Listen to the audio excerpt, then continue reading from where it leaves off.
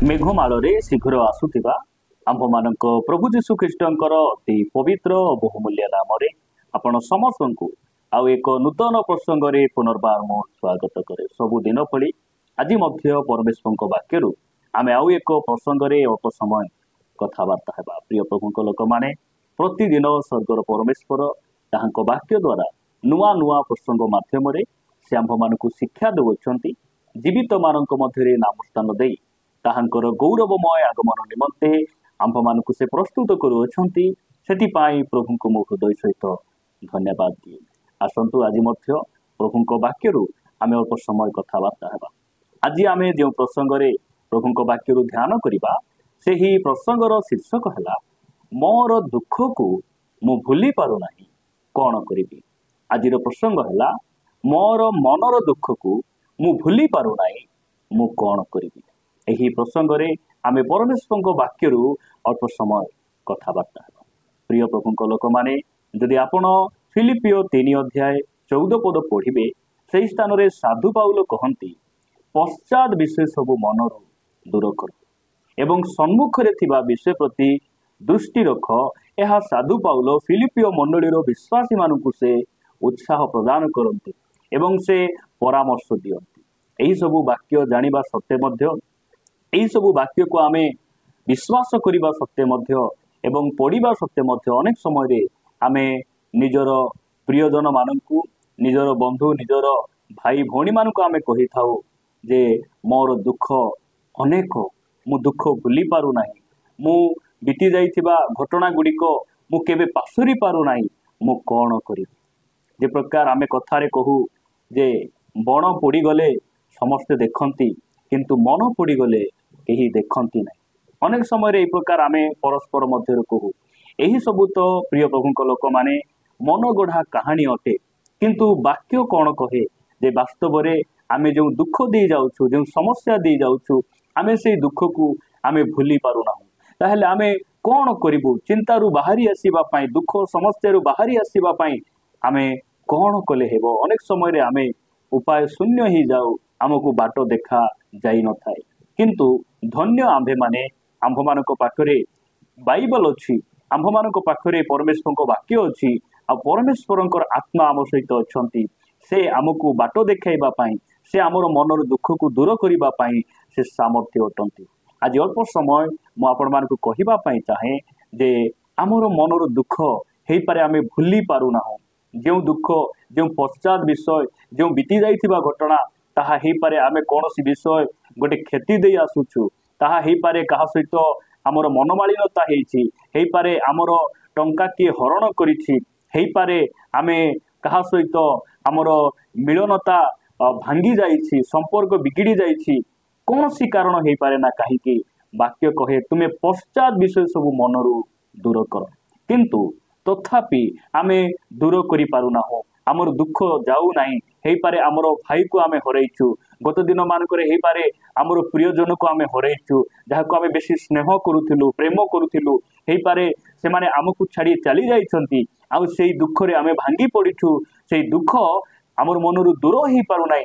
आमे कोन करिबा आमे अनेक समय रे आमे चिंता करूछु मात्र सेटिरु बाहरी आसी पारु ना। आज वाक्यरू मु आपण मान कहिबा पई चाहे जे कोन कले आमर से दुख दूर हेबो से समस्या दूर हेबो। वाक्यरू अल्प केतक कथा मु आपण मान कहि उत्साहित करिबा पई चाहे आपण माने मो सहित गीत संगीता 119 अध्याय को आसीबे।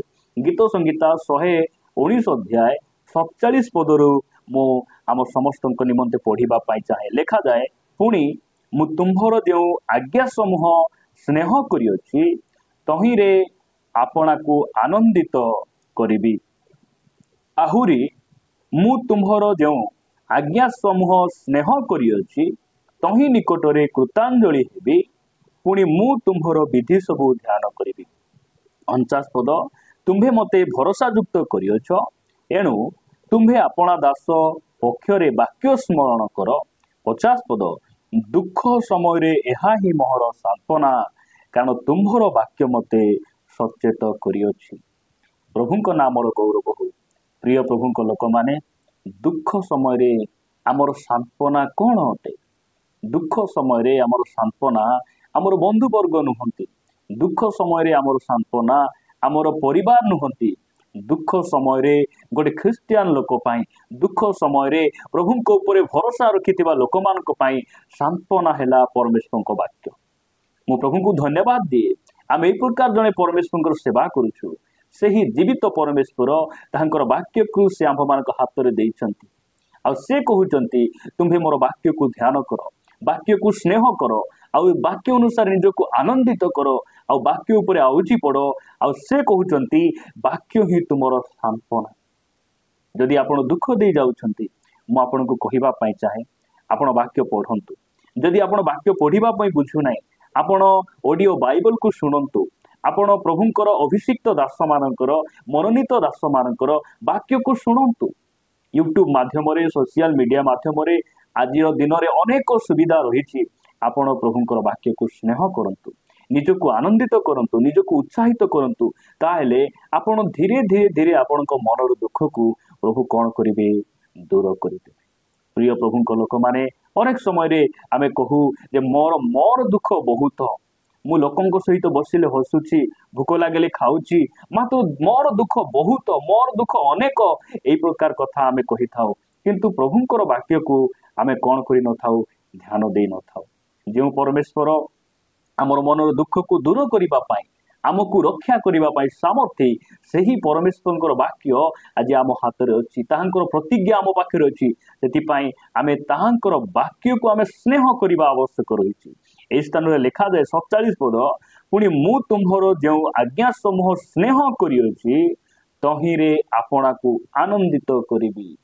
प्रभुंकर वाक्य को स्नेह करवाटा जदि आपण आरंभ करेंगे ताहांकर वाक्य प्रति आपण कर्ण डेरिबे ताहांको वाक्य प्रति ध्यान देबे ताहेले आपणकर दुख दूर ही जीव आपणको हृदय रे आनंद आसीबो कारण परमेश्वर वाक्य ही आमर सांत्वना।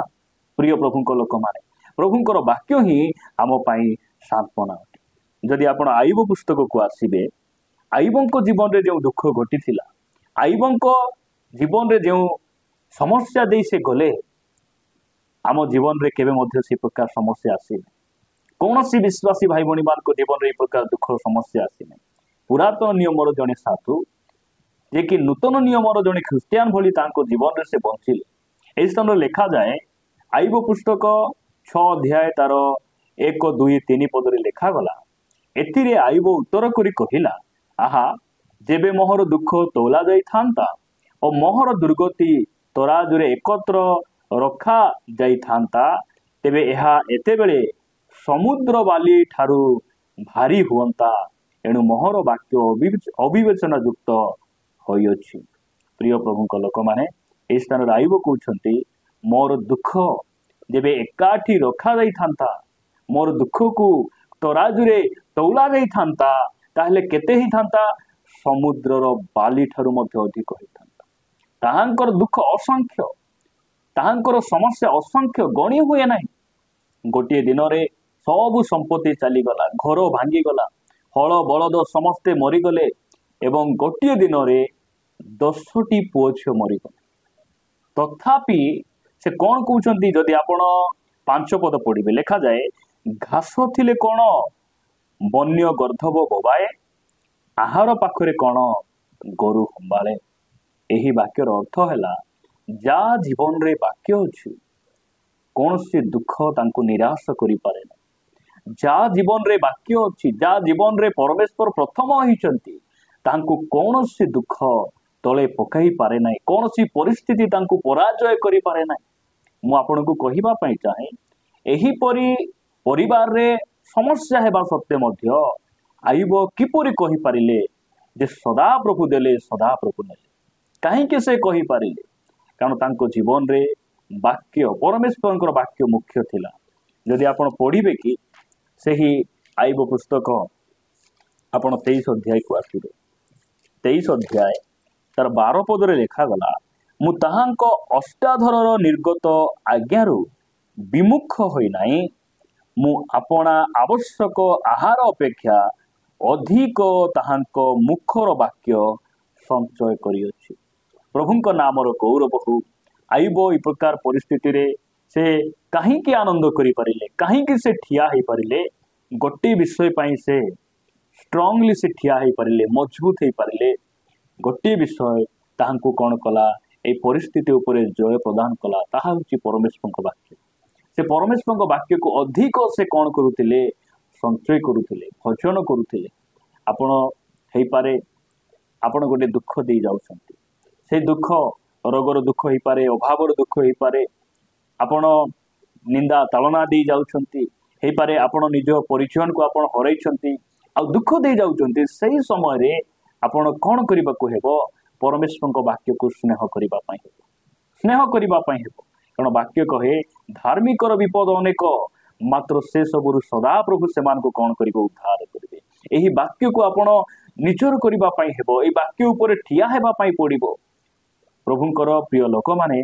वाक्य कहे जे आमे ताहांकर वाक्य को स्नेह करिबा ताहांको वाक्य प्रति आमे मनोयोग करिबा ताहांकर वाक्य को आमे ध्यान करिबा ताहेले हमर मनर दुख कौन हेबो दूर हेबो आमे कोनसी परिस्थिति रे भांगी पड़िबा ना प्रभु ये वाक्य दी आम समस्त को प्रचुर भाव में आशीर्वाद करंतु आसन पदे प्रार्थना करबा प्रेमिक स्वर्गीय पिता मु तुमको धन्यवाद दिए प्रभु तुम वाक्य द्वारा मान कथा हो धन्यवाद प्रभु जे पर्यंत आम पृथ्वी रे अच्छु दुख समस्या रहिबो किंतु प्रभु दुख रे समस्या रे जे तुम्हें आम सहित रहिबा परमेश्वर तुम प्रतिज्ञा पाई आमे तुम नाम गौरव करुछु प्रभु दुख आसिले समस्या आसिले आमे आहुरी तुम वाक्य को पढ़ू ध्यान करूँ तुम वाक्य को आम हृदय रे रखी प्रत्येक परिस्थिति रे तुम वाक्य उपर आमे ठिया हेबु सहायता कर प्रार्थना प्रिय प्रभु यीशु नाम रे मागुछि आमेन आमेन।